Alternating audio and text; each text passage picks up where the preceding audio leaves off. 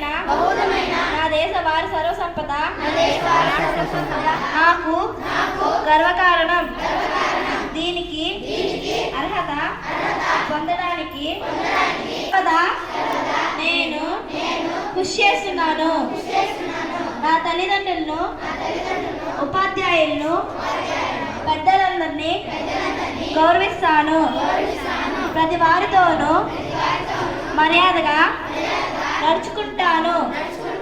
జంతువుల పట్ల దయతో ఉంటానని ప్రతిజ్ఞ చేయుచున్నాను. వారి సేవద్దులే నా అందరికి మూలం. జై హింద్.